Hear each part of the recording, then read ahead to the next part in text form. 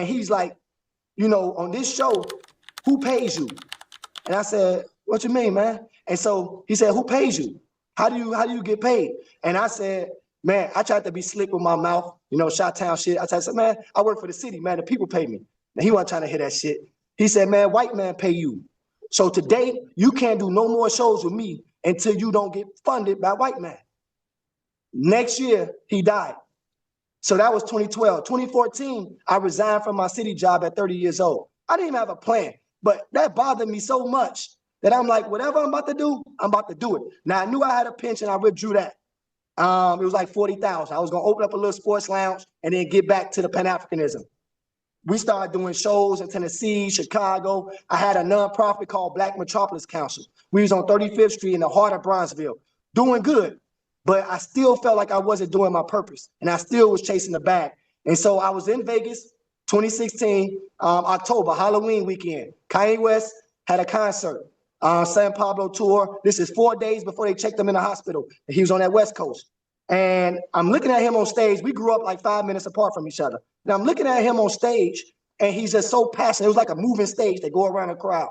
And I'm looking at him like, damn, I don't do nothing like the passion he's showing on this damn stage. I don't have nothing in my life that I'm passionate about. Now, I end up making money. At this point, I'm making more money than my mom and my dad put together. At this point, I'm 6 figures at this one point. But I feel more empty than anybody in the stadium and feel less of the potential that I'm supposed to be doing like my parents did. So it became a thing that, okay, what the hell you about to do? All right, what's up, everybody? Welcome to the Afronomics podcast. It's your boy Sita Dumbuya. And your boy Llewellyn Dixon. What's happening, y'all? Today we have a dope guest that I'm very happy to announce that I'm happy he's joining us. I was going to say live, but he's on Zoom. From Ghana, Stephen Coakley Jr. Stephen is a native of Chicago. He's been in Ghana for the last 8 years. He runs the Black Think Tank out of Ghana, and they do imports and exports. We're about to have a dope conversation. I'm really looking forward to it. Steve, how you doing, man? Blessings to be here. Appreciate you, brothers and sisters. Much love and much respect. Appreciate you, man. Appreciate you. So we're gonna talk. I'm gonna toss it over to Cesar so he can do our opening fun run. I don't know what we got going on for today. But, yes, we'll sir. See what yes, sir. So thanks again, Steve, for joining us all the way from Ghana. You already gave him a breakdown, right? Yeah. All right, so we're gonna do our highlight segment for today, and this one I think is a pretty good one, conversation wise. Because Steve, you grew up in Chicago and then moved to Ghana. You've been there for 8 years, so you know a lot about Black American culture. So one thing that I wanted to ask is, what's your favorite throwback show from childhood? Like your show maybe from the 90s or 80s. What was your favorite show that you used to watch? Oh wow. I'm 90, so it's Fresh Prince, Martin Lawrence. I'm that era up in there. So yeah, Fresh Prince. I got to second that Fresh Prince. I can quote pretty much every single episode. Like I done seen every single episode at least 2-3 times. I could tell you the whole cast, both Aunt Viv's. I can even tell you who played I don't remember. Do I remember Lil Nicky's name? I feel like I know his name. Yo, that little actor was dope. I just remember man, you got to break me off, son. Right. Yeah, what about you? What was yours? Honestly, when he said, and now I look like I'm stealing everybody's idea, because as soon as you asked the question, I said Fresh Prince. That's the first thing that came to my mind, the Fresh Prince. And this is funny, when I used to stay home from school and being sick, Maury. Mm-hmm. That's wow.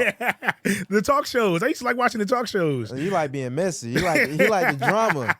Those are like before the Housewives. You had Maury and Jerry Springer. Jerry Springer. What was the other one?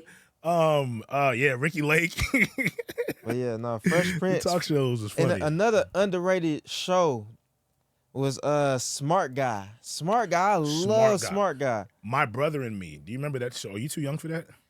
I remember it like vaguely. My Brother and Me was a good show. They canceled it, but it was a good show. And Sister, dang, I had some good shows. It was a lot of good up. ones. Jamie Foxx show. Jamie Foxx was there. Now, I'm going to get canceled for this. I never cared for Martin. I didn't He like never that show. cared for Martin. I didn't care for that show like at all. It I was still think like it's corny. very kind of Even now, I over still the think it's top corny. comedy. Yeah. It wasn't very subtle. Like Fresh Prince was subtle. It had a range, but Martin was very much like doing a whole lot. I remember there were scenes where like they would have like stuff that was just very obviously fake. Like it would be like he's supposed to be beating somebody up, right? And he'll throw the person down, and then it'll come back up, and you can tell this is a puppet that he's fighting now. That was part of the comedy. There's other stupid like the Wayans brothers was also that was stupid like that. But I love Wayans brothers was funny to me. I love that show. That was my joint. Yeah, Pops was funny. R.I.P. to the homie. Yeah, but I just wanted to break that up. So yeah, no, we on the same page. We're on the same page with the shows. So that's our wireless segment for today. And now we can get into the conversation. First of all, Steve, what room is that? That looks interesting as hell. Like it got a lot of art. Like where you at right now? You got to tell us what's happening behind you, brother. The main part. So in this room right here, it's a space. I kept it open like a studio.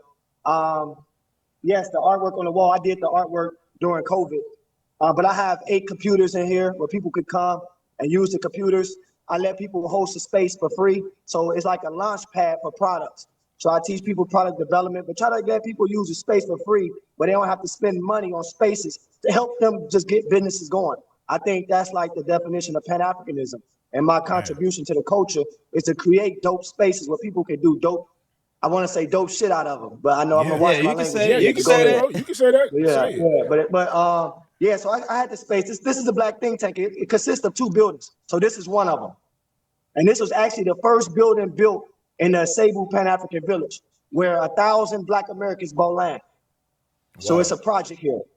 So I got to ask you, man, you said a buzzword to me. You're able to allow people to use the space for free. As a nonprofit guy, I see the value in that, but then I also realize the effort that it takes for you to provide the resources to the people for free also means you have to do a lot of legwork on your end to keep that going. So how are you able to keep that space open for them to be able to be free for them? That's a beautiful question, bro.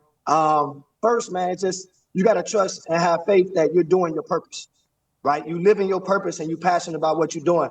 And when my strategy was, I even built these buildings before I built my own house. And so my strategy was attract your energy. I don't do no grant writing. I don't fill out no applications. I never do Zoom either. I haven't done a Zoom in like six years. And so I don't meet with nobody. I don't do any of that. I just attract energy. Whatever comes my way while I'm doing the work, I'm supposed to get. So while I was doing that, creating a space, I didn't know how it was going to happen. Even people was like, Steve, why would you build an NGO first before the business on the ground or your own house? I said, I need to attract energy. It's like, you guys over there, so I can make this reference. It's like, I'd rather have 4 quarters than 100 pennies. So I'm gonna attract 3 or 4 heavy hitters that believe in my work because they see the action that I'm doing, not me talking or filling out some paperwork, but they can see my vision through my work and they'll get behind me. So I end up having partnerships from different nonprofit 501(c)(3)s in America that pay me stipends just to be a partner with me. I don't work for them. I don't do Excel sheets. I don't tell them what I do with the money. That's all part of the agreement. They just believe in me and trust that I'm doing stuff for the people, and the work is evident because of that. Man, you saying some real powerful stuff, and I think you are a great example of not having to put on or sell yourself or whatever in order to get the mission accomplished. And I'm major about that, like really being your authentic self and not trying to go outside of yourself or pushing to go outside of yourself to get the goal accomplished. You don't have to do that. Like I'm really a major believer on be you and whatever. That way, if you are authentically you, then you know that whatever has come your way is what God meant for you to have in the first place. Because if you step outside of that, then you're attracting stuff that you may not be, you open yourself to attract everything, and it may not be stuff that is supposed to be for you, but you have stepped out and you've made like a deliberate decision to say, nah, I'm just going to do me and focus on the mission, and whatever comes in my hands is what's supposed to be in my hands, and I'm going to make well out of that. And I think that's very commendable, man. Yeah, no, Appreciate that's it, but also, real. Oh, go ahead. I'm sorry. Go ahead, brother. No, you got it. You got it. No, I was about to say, man, part of that was just kind of a life strategy too. Moving here was finding my purpose and passion, but later on in the story, so for me, it was like I wanted to fight for freedom. So my goal was, even at 36, 37, I'm 42 now, but at 36, 37, I said, I don't want no bills. I want to be able to talk and say what I want and not fear the consequence. I don't want no bills in my life. So even when I started building, it was like I got solar panels. It's a thing called a borehole. It's a water system. And so I'm off the grid. And I want to be able to live a life of comfort where I'm able to wake up every day doing what I love to do and not have that thing over my head like rent, things where you got to sometimes compromise, and then you end up compromising your work, your art, your passion, your craft. And I want to have, and to me, that was a tool of freedom, was get to the freedom, Steve, get to the freedom. And so everything I do is built on not trying to convince people, but just attract who you're supposed to be with. Everybody ain't for you. I'm not here to convince somebody. I'm not here to sell something. It was more of a concept of, this is what I have, this is what I do, this is what I love, take it or take it. You know, and it was like, and it's beauty in that, because then you naturally working with people that you love, and you're not doing something or waking up miserable doing something you have to do instead of doing what you want to do. No, I think that's powerful because, like what you were saying, with this being like a Pan-African concept, I think a lot of times we value money so much that a lot of times the people who have the money are contra. They don't believe in Pan-Africanism. They actually want to repress Pan-Africanism as much as possible.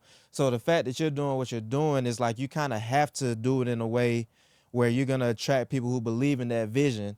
And I love what you were saying about freedom, because freedom, I think people don't prioritize freedom enough. We prioritize money so much that we're willing to become overpaid slaves, you know, figuratively, because we work for something that doesn't align with our mission and doesn't align with freedom, because we so hell bent on getting to the bag, is what they say in America. So like you're doing things the right way. And then that concept of not having bills, I don't think anybody in America, or most people in America or in the Western society, can't even comprehend living without bills. Like we live in a very capitalistic society, but you're able to live without bills, and you're doing it in a you said, what was that village you said, Seku, where like is a lot of Black Americans? The area called the Cebu. It's in the central region of Ghana. Okay, Ghana, West Cebu. Africa. So just to let the audience know, yeah, and Cebu is the central region. It's right next to Cape Coast, which used to be the capital of Ghana, where the slave dungeons are located. So the first slave dungeons, when white Jesus was first brought to Africa, it's about 30 minutes from me. Wow. Where the door of no return is at. Wow. Wow. Yeah, we went there when we went to Ghana. First time I went to Ghana, we went to and toured. Yeah. I'm about 20 minutes from there. 20, 30 minutes from there. Okay. And explain that, like you said 1,000 Black Americans bought land in that area. So is it like a full village of Black Americans, or have they integrated with the Ghanaian culture? Okay, to kind of give a quick little backstory, during the year return, 2019, the year to return for Ghana, a lot of Black Americans, Jamaicans, people from the Caribbean, Afro-Brazilians, even Ghanaians from London, Australia, was coming home that year. So the year return wasn't necessarily a Black American thing. It was a Black people come to Ghana, right? And, you know, end up turning like the Atlanta of Africa and shit. But like a lot of people came that year. But during that summer, it was a Panafest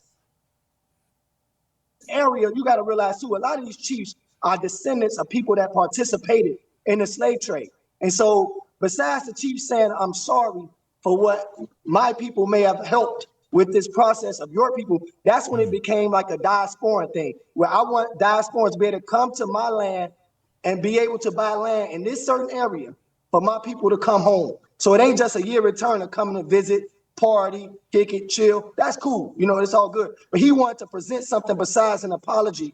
So he tried to create a project. He announced a project that was like, look, I got a designated area. I have nothing but land. He don't have a lot of money. He don't have all that, but he has land. He said, look, I can designate this land for you guys to come home. So it started off as diasporans coming back. So it's not just Black Americans. It was the diasporan community coming back. So it's not just Black Americans, it's other people. But he wanted to make sure like Ghanaians didn't buy it all up. So it was still an opportunity for so many Black Americans to come. You got over 1,200 people that bought land here.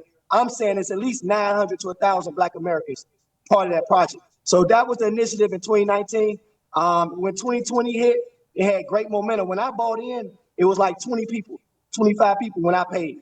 And I got involved because I had land in other places. But when I saw this project, I'm like, this would be a cool place to put a black think tank. You know, our people need healing. Our people need a space where you're not digging in their pockets, a place where they could come and figure out how to come to Ghana and get a driver's license, how to come to Ghana and get a residence permit, how to come to Ghana and get a carpenter, a plumber, masons, labor, something to build without going in their pockets, a consultant, being a free consultant. Again, that's what the space is, like a coffee shop setting. So I felt like, let me put that space there and be a part of this. So I ended up breaking ground first in 2020 during COVID. I wasn't supposed to build. You know, everybody wearing a face mask. Everybody was supposed to stay home. But because it was all bush around me, I snuck out here, me and some workers, and we broke ground and started building. And that was like May or June of 2020. Man, you said a lot, but the one thing that I really want to go back to that you said that's super important to me is the Chiefs. Can you hear me? I want to make sure you hear me. Okay, it's Yeah, the I can Chiefs. speak a little. I'm sorry. It's a rainstorm. We just started rain season here, so the rain is outside. Yeah. Just So one thing I really want to tap on is you mentioning that the Chiefs taking responsibility as well to say, I'm sorry for what we allowed to happen. Because I mean we know that they, at least my interpretation of what was going on is that I believe that a lot of the Africans that were there were kind of deceived into what they were doing. Like I don't think they told them exactly the extent to what was happening when they sold these people, because Africans' concept or understanding of slavery was different from what was going on. Being sold into slavery, you're still a human being. You're still it wasn't a thing like that. So I don't think they knew they were taking them away from home and changing their lives and trajectories and all of that. So I think that's just a very important thing that you mentioned. Like, it's us also taking responsibility for what we did and saying sorry for that. That's dope. And it's a history lesson too, man. You'll be surprised how much learning it takes, on both sides. It's a lot that we need to know, and it's a lot that they need to know. They need to unlearn and relearn too. Queen Elizabeth did a job over here, and they still, a lot of them pray to white Jesus, for y'all being in Ghana. It's a man, white supremacy is a tool that still work. Like we was chained mentally and physically.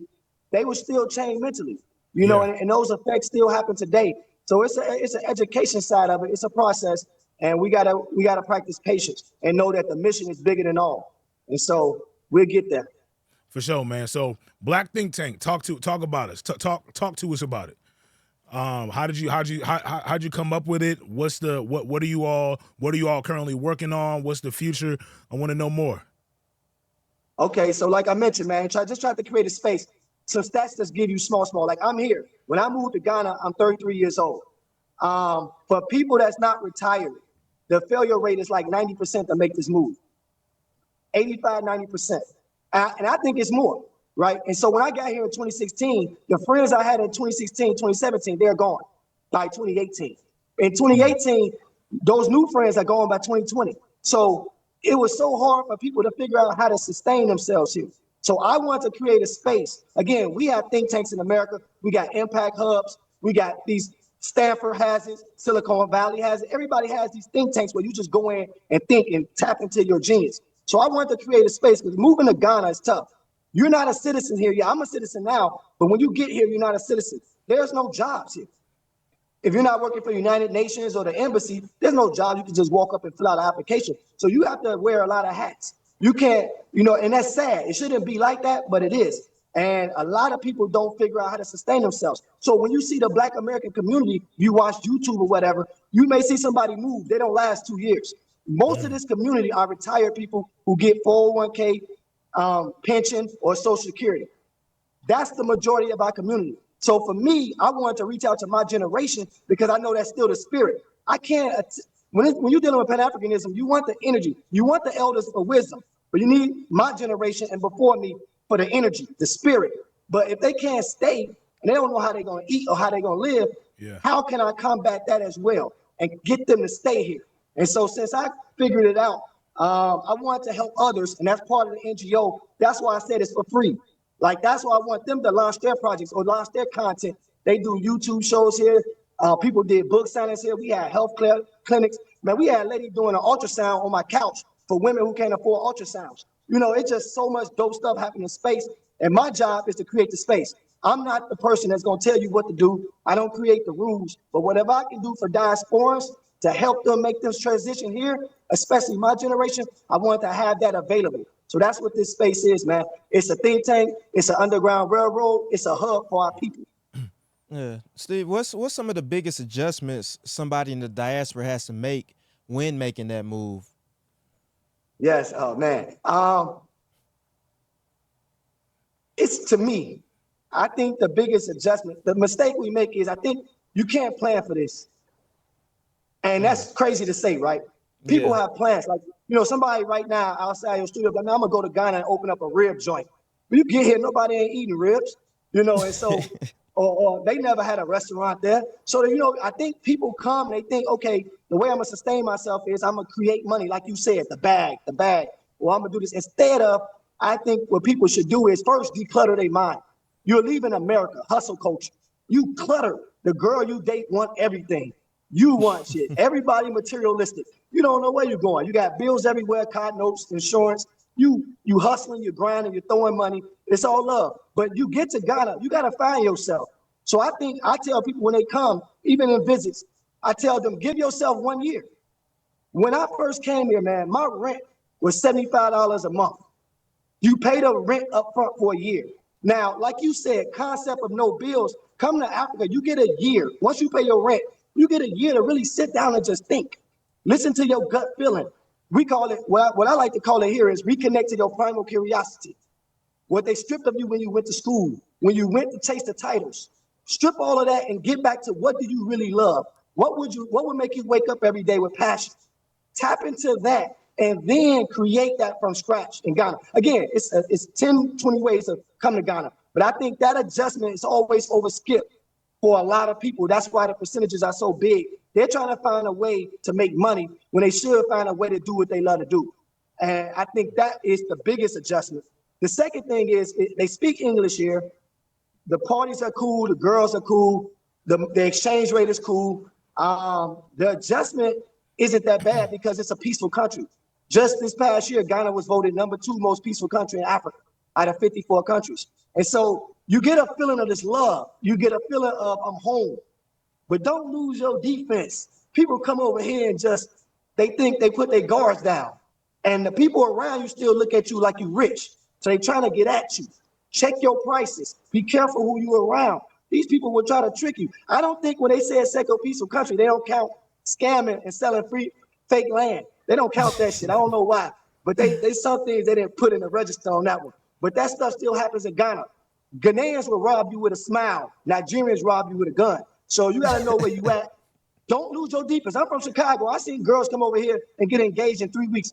I've seen the high school you went to. All them gang territories you just went past, and you said no for 18 years. You come to Ghana and get engaged in 3 weeks to a waiter. Like, I don't get it. And, you know, and they lose their defense because of the lack of healing. So I would tell them, do the healing first, man. And you know, be real with yourself. Don't front for social media.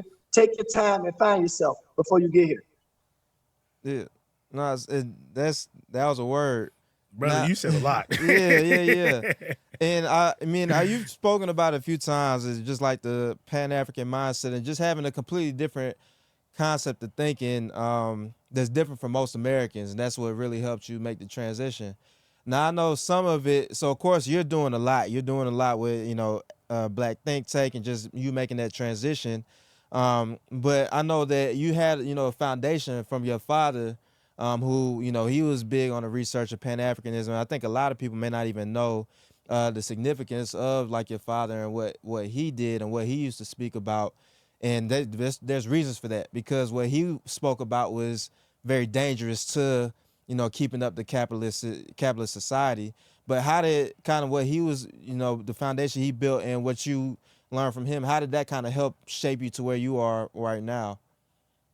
Okay, let me start off because my mom will kill me. It was my mom and my dad. My Oh, mom was my always going back apologies. and forth to West Africa. She was an ex-Black Panther. She came up under Fred Hampton. At 16 years old, she joined the Panthers. She knew how to shoot. She had the afro, the leather. So I came from both parents. Nice. My father was more popular, but my mom was right there. So in Chicago, they would know that, you know, so I had two parents. So I grew up in that household like that. So my dad was an activist, man. What really got him going was when he was in the mayor's office and he made some comments about Jews and he got fired. He didn't apologize. First, the mayor wanted him to apologize and he refused. Then he got fired from the mayor's office. And so that kind of sparked that, okay, I'm never going to work for white men again. Even though it was a mayor office and the mayor was black, it was a black mayor. We had Harold Washington at first and he died in office. And so a guy named Mayor Eugene Sawyer, which was a lawyer, took his place. And my dad was his aide. So he would like write his speeches, do his research and stuff like that in the mayor's office. He worked at City Hall. And so when he made those comments, you know, the Jews put a lot of pressure on the mayor. And the mayor, it took him a week. He asked my dad to apologize a couple of times. My dad said no. You know, Chicago was a home for a lot of stuff. Farrakhan's around, Jesse Jackson's around, different people around. You know, Obama even at that time was grassroots. This is early in that process, but my dad said no. He wasn't going to apologize. And so they end up firing him at the end of the week. And even part of my insecurity of not wanting to have bills was watching my dad get his livelihood taken away. Now, we was a middle-class family at that time. You know, my mom have a master's degree. Even though she was Black Panther stuff, she was working in the healthcare field. My dad had his mayor's job. And to watch us change because of the beliefs and him refusing and standing on something kind of just sparked him. And so he started doing lectures all over universities throughout the school year. He was called, this is before YouTube, before social media. And it got real hot. He was real cool with Khalid Muhammad, was always around.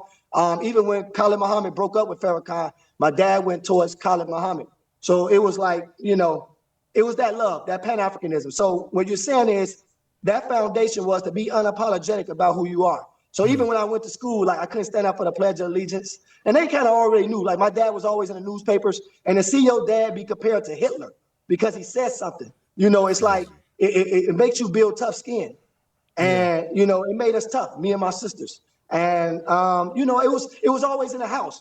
The house education was much better than the school education, you know, and I was always equipped. And so no matter where I was at and what I was doing, it was about the self-love in it. Nobody couldn't tell me anything different. It was, I think that when you have that confidence and that love into your people, it kind of like that was what was instilled from my parents, you know. And so I'm grateful for that.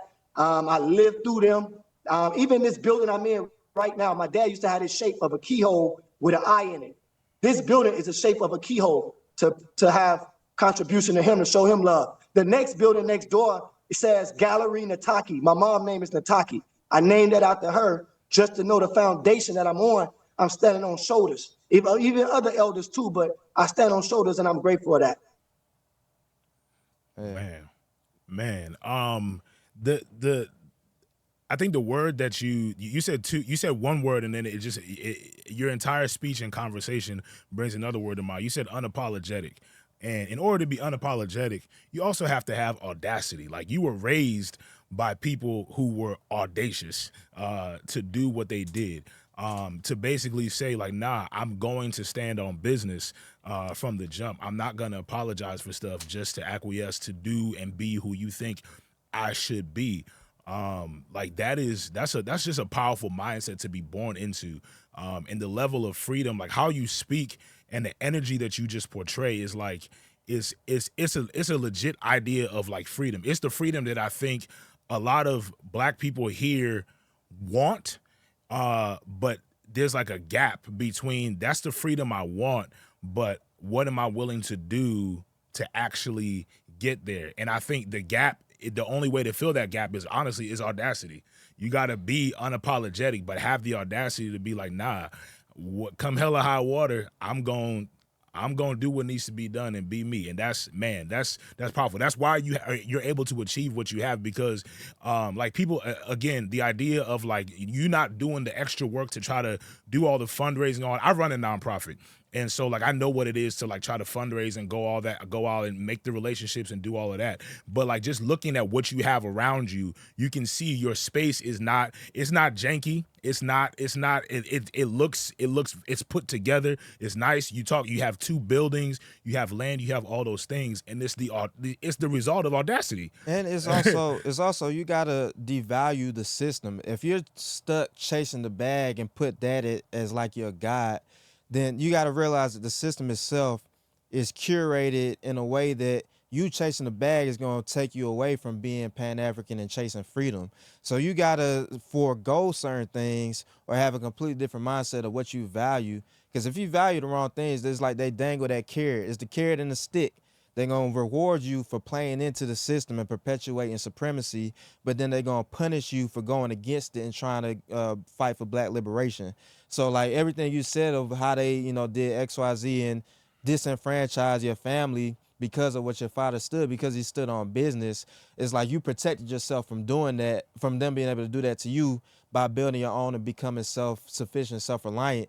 And that's the mindset that we have to adopt. We keep thinking that we can come up within the system, but the system itself is designed to keep us oppressed. So you got to essentially break away from the system. It's the same thing we talked about like with the fraternities and sororities, or one of the critiques of that is like if we focus on coming up within the system, then the people who are most qualified to break the system are now trying to succeed within it, and then they just fall in that line. And that's, I like what you're saying of how you build that resistance, that self-reliance. Is that why you moved to Ghana, or was it just for other reasons? Well, just to end that part of the conversation, when he said unapologetic and audacity, and you just mentioned that sacrifice. You got to know that back end. You got to chase your dream. It's just like a rapper who owns his masters. What he had to go through in the beginning to get the back end. Everybody's scared of the back end. I don't know what pressures people have in their life, and that's okay. It's a scary thing. But the back end, you got to just know the back end is the freedom. But you're going to sacrifice in the beginning, and the people around you got to take that sacrifice with you, or they got to go, and you got to be tough on that. That's the toughest part. Everybody can't go. And so now you're mentioning why I moved to Ghana, right? In the beginning, man, I worked for the city of Chicago for 7 years in my 20s. Same thing we're talking about. Had a Hummer at 23, riding around, single, no kids, condo. 5 minutes from Obama house. I'm chilling. I'm from the hood, but now I'm moving up. And it's just like you kicking it, partying. I know who my parents are, but like the Pan-Africanism was the French fries to the veggie burger. I'm a vegetarian, so I'm gonna say veggie burger. But it was the Pan-Africanism I put on as a side dish, but it wasn't my main thing because I was getting the money. Because it's that same insecurity was I'm gonna secure my livelihood. But that was an excuse. I was putting what my purpose was on the side. And so I end up, my father died in 2012. Matter of fact, let me take it right back from before he died. A year before he died, we started doing radio shows together. Cincinnati, it's like the call-in like this is. I was in Chicago, he was in LA, but we would do shows and he would have me doing with him. And I was terrible. Well, I mean terrible. I wasn't bad, I was just bad next to him. Like I was terrible. I never tried to be him. I don't want to be him. Sometimes when I introduce myself, I say Steve. Then somebody else, man, that's Copley's son. I'm like, come on, man. That's gonna be my fault, man. Sometimes I don't even want that capacity. I don't want them. I never try to even not cheat the people. I don't even try to be like him. I just try to be the best version of myself in the same lane. You know what I'm saying? So I don't do lectures. I don't speak a lot. And so to get back to the point, the last radio show I was supposed to do with my dad, we was on the waiting when you waiting. This is FM station and we're waiting. And so we could talk to each other. And he's like, on this show, who pays you? And I said, what you mean, man? And so he said, who pays you? How do you get paid? And I said, man, I tried to be slick with my mouth, Chi-town shit. I said, man, I work for the city, man. The people pay me. And he wasn't trying to hear that shit. He said, man, white man pay you. So today, you can't do no more shows with me until you don't get funded by white man. Next year, he died. So that was 2012. 2014, I resigned from my city job at 30 years old. I didn't even have a plan, but that bothered me so much that I'm like, whatever I'm about to do, I'm about to do it. Now, I knew I had a pension. I withdrew that. It was like $40,000. I was going to open up a little sports lounge and then get back to the Pan-Africanism. We started doing shows in Tennessee, Chicago. I had a nonprofit called Black Metropolis Council. We was on 35th Street in the heart of Bronzeville, doing good. but I still felt like I wasn't doing my purpose, and I still was chasing the bag. And so I was in Vegas, 2016, October, Halloween weekend. Kanye West had a concert, San Pablo tour. This is 4 days before they checked him in the hospital. He was on that West Coast. And I'm looking at him on stage. We grew up like 5 minutes apart from each other. And I'm looking at him on stage, and he's just so passionate. It was like a moving stage. They go around the crowd. And I'm looking at him like, damn, I don't do nothing like the passion he's showing on this damn stage. I don't have nothing in my life that I'm passionate about. Now, I end up making money. At this point, I'm making more money than my mom and my dad put together. At this point, I'm 6 figures at this one point. But I feel more empty than anybody in the stadium and feel less of the potential that I'm supposed to be doing like my parents did. So it became a thing that, okay, what the hell you about to do? I stayed up I was in the Caesar's Palace. I was in a suite, and I stayed up for like 40 hours straight. I didn't go to sleep. Went down to the buffet at Caesar's Palace, went back upstairs. I called a guy. His name was Will Crosby. He's a friend of my dad's. He was the only dude I knew from Chicago that was going back and forth to Africa. I didn't even know where he was going. And he told me, he said, Steve, I go to Ghana. And when I called him also too, when I called him, it was 3 in the morning. So he thought it was an emergency. And I'm in Vegas hotel, I'm kicking it without, probably had some drinks, some Remy or something. But I said, man, I need to go to Africa, man. He said, man, you gonna go for a couple weeks? I got you, I can connect you, get this WhatsApp. I'm gonna connect you to Uncle Shamsi. He went to school with your father. I said, nah, man, one-way ticket, man. I need to go until I figure myself out. But in my heart, I knew it was the motherland. No plan, no story. That was Halloween weekend. By the time I got on the airplane, it was December 12th. 6 weeks later, I was on a plane with a one-way ticket, landed in Ghana. Been here, that's 8 years. This past December made 8 years. And so to tell you the truth, it wasn't no black think tank. It wasn't no Asebu. It wasn't living off the grid. It was, Steve, you're going to sit down until you find your fucking purpose. And you're not leaving until you do. And that's the story, bro. All right. So from the conversation with your parents to what you just said too, I gotta ask, and I'm gonna ask the question, then give context for why I'm asking. How many young people are around you right now? How many young people are around you right now? How many young people are you currently influencing? And I'm asking that because I'm thinking about the compound audacity, the compound mindset of sacrifice, the compound unapologeticness. I'm going to make that word up. You inherited that from your parents, and you are doing what you're doing. But like, I know you mentioned like a lot of the community is older folks who are retired, but it got to get poured into the next generation. So how many young people are around you and receiving this? Yeah, I'm humbly speaking, like I'm popular here, right? A lot of people my age live in Accra. Accra is the capital. Accra is like what y'all see on Instagram with like Charlemagne the God and all the celebrities come. That's where all the parties at. I go there too, once a week, once every 2 weeks, but they're not around me. Like I said, even in 2020, when COVID hit, it was about 30 of us that used to hang out. We lived in Elmina, where he went to the dungeons at Elmina, Cape Coast, and then the Sable are all right next to each other. They're like, look at suburbs, maybe the size of suburbs, right next to each other. And we had like 30 people my age. And I say my age by saying just 25 to 55 years old. Anybody that's not retired, I'm just going to just bunch them in one. 25 to 55 years old. It's about 30, 35 of us. Today, it's about 3 of us out after 30. Wow. And that's a fact, right? And again, that's how it's the sustainability. They get it. They hear me. I am who I am, right? And they hear me, I speak at town hall meetings. I was on the board of organization. I was a president of an organization. I'm in it, but I think, man, I'm an example, but I'm crazy, right? You said the words, but I think I'm so invested in it that, again, they're not me. And so, again, that's not dissing them. I swear, I'm not trying to, there's no separation, but my heart is in this, man. I breathe this, I eat this, and so, see, a lot of women, and let's be frank, I'm gonna be honest. Now, I don't know the exact percentage, but I'm in this, man. But like 80, 90% of women that come in looking for a husband, man. That's not Pan-Africanism, bro. They come here looking for a man. And when they drop Girl Strip 2, when that come out this year, because they did it in Ghana, oh man, it's gonna be a floodgate of divorced women coming to Ghana, and all the women that say, oh, I won't date no man that make less than $100,000. They come here and get engaged to a dude with no shoes. So this is what you're dealing with. You're not dealing with Pan-Africanism. And I can't sign up for that shit. That ain't no, come on, man. Everybody ain't going like Marcus Garvey said. Everybody ain't coming. So I have to protect my energy too. That's why I don't chase it. That's why I don't convince. But people do come. I have been able to help people.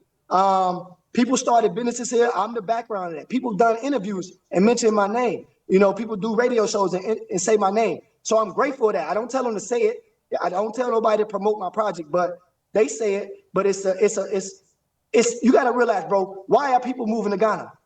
So you got to see what I'm dealing with. So if I say 80 or 90% of that is women for that, then if there's 70% of the people that's coming, then you talk about 30% of dudes. Dudes don't really move out of a country for vagina. They may go on a boys trip for some vagina, but they're not going to leave a country for it, you know?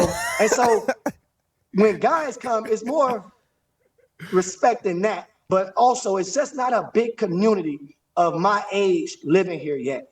And we're working on that. That's what this Black think tank is. Again, sometimes 10 years could be just chapter 1. You know, sometimes our ego, we got put in our pocket. We think we're going to be at the 10-yard line and go 90 yards and score the touchdown. My whole life may be the first down, just to move the pins. And that part may sucks a little bit, but that's being honest with the culture, being honest with your people. And as long as you're moving the ball for it, you just playing your part, man. But I'm sorry to go around that way, but I want you to have some concept of it. Yeah. But that's to me is that's where my people at, man. It's not a lot of people here, bro.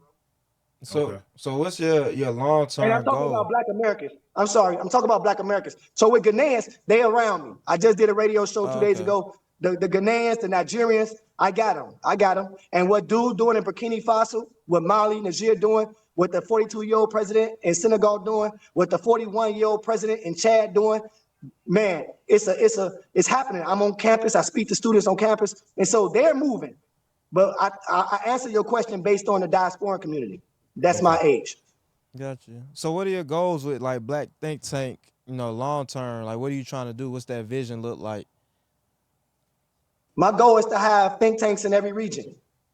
To have a think tank in Burkina Faso, Chad. And again, my thing ain't, I just know how to create spaces, bro. Like I'm not trying to be the master teacher, the scholar, the entrepreneur. I can't wear 7 hats, man. But I'm gonna just try to play my part and let them do what they need to do. I can't be everywhere at once, but what I can do is I can create the space. And so my goal now is to buy land in different regions and just spark energy from these different regions. The Eastern region, the Volta region, the North, Kumasi, where the Ashanti at. I'm gonna start building think tanks in other regions, starting at the end of this year. So it's not a far-fetched idea. I have land in the North, which is close to Burkina Faso. I wanna get as close as possible. If not, start crossing that border and see what I can help with him. I would love, you know, give or take, I may not never meet the guy, but that energy and that spirit, I'm gonna put stuff all around it and I'm gonna do the work first. And if we ever meet, we meet. We don't, but we doing the work and that's all that matters. It's the work. Man, we're running out of time, but I do want to touch on the imports and exports that you do. Can you talk a little bit about that? Okay, yes. So after finding my purpose and dealing with that stuff and knowing kind of what I want to do, real quick, a guy saw me drinking too many energy drinks. And he said, Steve, you drinking too many energy drinks, man. You need to drink Moringa. And so I look at the Moringa. I'm taking Moringa for like 2 months. And I'm like, man, I need to send this back to the shop. Some of my people need to taste this. This is good for energy and it's natural. So I sent it back and the guys, they loved it. My family members, they're like, Steve, send some more. And I'm like, wait a minute. This is a business, you know? And so that was my first business, was called Moringa Matrix. And I started a business where let me start taking products from Ghana and shipping it to America while I still make American dollars. See, this was my strategy on how to sustain myself. I love Moringa anyway. But how do I still make dollars while living in Ghana? A lot of people my age come and they want to make the local currency. I'm going to do it like the book called 4-Hour Work Week, where you live in a place with lower currency and you make money in places with higher currency at. So that way, when I say my apartment was $75 and I'm selling products in dollars, I'm living good. I may not get that condo in Chicago I had, but this is a start, and I can build towards freedom. So the goal became with the export business was take natural resources from Ghana. Now I'm getting it from the farmers. I actually was started doing it myself, man. I was picking moringa leaves, sea salt, rinsing them, drying them myself. I started that business from scratch, and it grew from 10 pounds was my first shipment to now I started shipping 400 pounds. And that actually the building I'm in right now, this building built the moringa. Moringa built this building. Moringa powder built these two buildings. Now my new houses came later with the stipends. I build for other people now. And so, but the Moringa powder, that business, the moringamatrix.com built these buildings. And so I just had that concept of, again, owning my time, where I didn't take a lot of time to make a couple posts on Facebook, make a couple posts on social media, Instagram, and make dollars while living in Ghana with the exchange rate and take advantage of that by making pounds, euros, and dollars. Yes, even white people could be customers. They just won't never own it.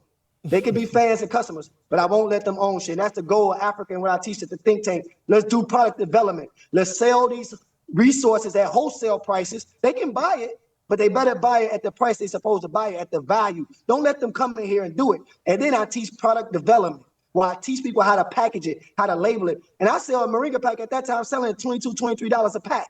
I get 6 packs per pound. Every pound I get here is for $2. Shipping costs another $3, $4 to get it to my mom's house there. And then that's the profit margin. And so teaching people that, because I didn't want to keep that to myself. I want more people making money. I want more people to be empowered. No matter if it's not Moringa powder, sell a product from a place where you're living, where you can make a bigger currency somewhere else. You got online, you can do whatever you want with online. So that's what I was doing with the export, was shipping. I had 8 different products I was shipping: Moringa, soursop, dandelion, tiger nut, butterfly pea, Biobot fruit powder, and sea moss. And so, sea moss in powder form. But that's how I started. That's how I was able to sustain while building. And I just grew the business. I started supplying people. I was in 6 stores at the time, up until 2022. And right now, just recently, last Monday, I stopped the website. It was doing okay, but I let somebody else take it over because right now I'm gonna be full-time on the ground and off the grid. Okay, now off the grid, so it's like, are you a full-time builder now? Like, is that what your focus is, or just running the think tank? It's full-time Pan-Africanism. People trust me with their money. So that was an accident. Like, I'm not a contractor. I'm not a construction worker, but I built these buildings as my own contractor. Like, I really learned during COVID. Because we had to sneak out here, no contractor, I couldn't work with none. So I was actually even forced to learn how to build, learn how to hire people. And I built these buildings as me, the contractor. And so even with my new house, it's a 3-bedroom house, and I'm building like 3 extra rooms outside. It's like a 6-bedroom compound. I built that myself. And so people started saying, Steve, man, when they started visiting me at the think tank, like, look, man, I want to send you my money. I'm going to buy some land and then just build for me, or build a wall, clear my land. And so it naturally became that. And to me, it was like, it was helping people, again, with the transition of moving in. But I would then introduce them to a contractor when they're ready to start building like their home or something like that. But that was natural. Everything came natural. I didn't force anything. I don't have no business cards. I don't sell land, but people may send me their money to buy them a plot of land in this area, in the Pan-African village. And the stipends I got, the organizations I met, they came to the think tank. They liked what I was doing and was like, Steve, we want a partnership with you. So some of these partnerships, they pay me every first of the month. You know, like they just send it straight through Zelle. And like I told them my rules was, like, I wanted to treat it like Harriet Tubman. Look, man, you got to trust me. I don't do no Excel sheets. I'm not filling out no applications. I'm not putting my name on no white man paperwork. Y'all get y'all man for white man. Y'all got to trust me with this. If I want to go to the strip club with your $700 stipend, that's what I'm going to do to declutter my mind while I'm doing the work. The point being, I'm teasing, but the point being is we got to break that and have this self-healing again. I'm not answering to anybody. You mess with me, you mess with me. You don't, you don't. It's all love, but the work is evident. The work is there. Like, that's what I lead with. I don't lead with this. I lead with the work, and then we talk about it. But again, that's how you attract the 4 quarters and not the 100 pennies. I love it, man. Yeah. All right. Well, we're drawing near the pretty much at the end of the interview. But one question we always ask all our guests, you know, for somebody who's making their first trip to Africa, what's one thing you recommend that they check out? Like, if I'm Black American or I'm from Europe, what's that first thing? What I need to get on that first trip? Outside doing the tourist stuff, of course, like you did when you came to Ghana, the dungeons, I would say just get in the streets, meet the people, grab a crate, sit on it, grab some local little food, talk to the elders, man. It's so much beauty when you do that, and you'll realize, man, how much you want to live here. See, the tourist stuff is the tourist stuff. The parties are the parties. I love it too, but you really figure out, like, man, that sense of urgency you have. I'm from Chicago. You know, even if you pull into a gas station, you're on alert, no matter where you at. You always got this intensity. I don't have that intensity no more. Now, I can turn it up when it needs to be, but I don't have to walk around with it. I can feel it in my shoulders. You know, your shoulders are like, in a way, you can feel that on you, man. And it took about 5 years because I still didn't trust nobody. I'm walking around like, you know, hey, man, where you going with my money? Hey, man, you better bring those cement back. I had to declutter that. Not saying the scamming not here or nothing, but the lack of crime, the lack of murders, the man, Ghanaians are like avatars, bro. Like, it's like, they're not perfect, but I think if you want to start a place, it's the perfect place to start. And then you can grow from that. It's like, somebody asked me, like, you're in Ghana, it's not perfect. I'm like, no, but I'd rather work with this to be in Chicago trying to work with that. Y'all like black excellence. We got black mayor, black police chief, black fire guy, black everything. They call that black excellence, but you could get fired for saying the wrong thing. You got to apologize. Nick Cannon, you got $40 million, and you still saying I'm sorry. That's not freedom. Black excellence, and I'm not trying to confuse the two. People confuse careers and $100,000 after taxes, that's $60,000. 70% of them still live check to check. I'm not disrespecting nobody, but if you're going to do it with some purpose behind it. If you're going to go broke for a reason. Go broke betting on yourself, investing in yourself. Do it with your people. Everybody here is black. Everybody. When I get off the airplane, you look at all the pictures. When you look at all the staff, the government, they have white people got some of the resources, white Chinese people doing this. But you're working with your people. They're not perfect, but you're working with your people. Every day, all your workers are black. All your government is black. All the police is black. It ain't no sirens they ride down on you. None of that. They got police checks, but they not ride down on you. You can walk around 3, 4 in the morning. Nobody not going to mess with you, man. It's love. They going to say, what's up? Apome, Madasi Pop. Welcome, black man. Welcome home, brother. That feel away, man. And so when you're dealing with that, you can work with that. Now you tapping into your genius because you just decluttered your mind from all the bullshit, from all that rent, from all that intensity, from that white supremacy. Not saying white supremacy ain't got their hand on it, but at least dealing with the day-to-day is different. Yeah. And I love it, bro. I love it. Yeah. And that's why I want Black Americans do when they come. Feel that energy in the streets. Feel the people. Not just the tourists in expensive restaurants. Feel the people outside the hotel lobby. Yeah. Man, Steve, this has been a great conversation, brother. We appreciate you for tuning in, what's the word? For logging in, logging on. I know, and downloading Zoom. I know you said it's been 6 years since you've been on Zoom. Yeah, 6 years, man. I kind of don't have it on purpose, so these organizations don't try to get me to sit through their meetings, man. Hey, I understand, man. It's hard for me to listen to it, man. Go ahead and delete it after we done, so they can't get to you. It's all good. Yeah, we appreciate it, Steve. Thank you for that, man. You want to just have your boundaries, and you want people to respect what you're doing. It's kind of like that teaching moment, even for them. Like they learn a lot. I'm learning from them. I learn a lot from the people I work with, man. So it's a two-way street. But I just try to push those buttons a bit, you know, and maximize that conversation.